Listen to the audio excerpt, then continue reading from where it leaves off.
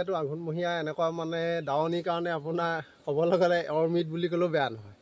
তেওঁলোকে ইমান সুন্দৰকৈ এতিয়া পথাৰলৈ মানে ৰবাব টেঙা কাটে দুপৰীয়া।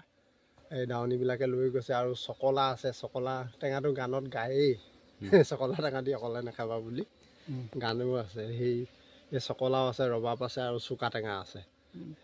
কেইজোপা গছ আছে আপোনাৰ? এতিয়া গছ আছে 30 জোপা মানেই আছে টোটেল গছ। বজাৰত কিমান দিলে এতিয়ালৈকে ৰবাব টেঙা? বজাৰলৈ এতিয়া ক'বলৈ গ'লে 2000 মান টেঙা বেছিহে দিয়া হ'ল নেকি। বিশ্বকৰ্মা পূজাৰ আৰম্ভ হয় ৰবাব টেঙা দিয়া। এতিয়াও বজাৰলৈ গৈয়ে আছে বৰ্তমান। আজি চিঙা কথা আছিলে, আজি মানে কেনিবা যাম বুলি নিচিঙিলোঁ ৰবাব টেঙা।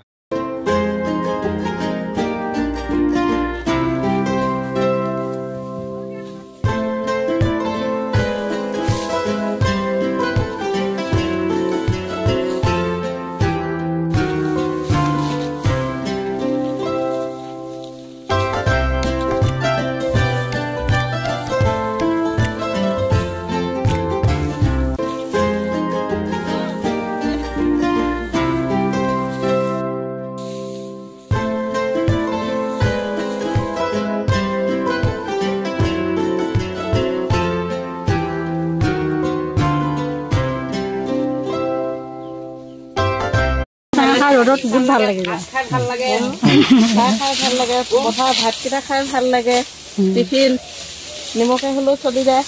এখন কোন পথাৰ হয়? এখন আমাৰ মাটিখোলাটো কোৱা হ'লেও বা মাজতে আৰু কেনেকুৱা আজিকালি হেৰি আকৌ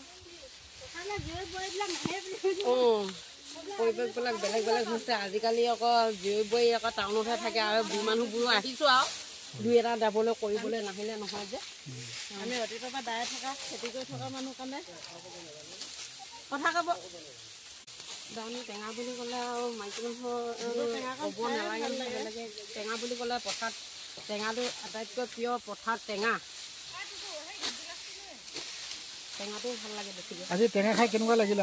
আজি টেঙা খাই আটাইতকৈ ভাল লাগিলে। ৰ'দ যেনে টেঙাও তেনে।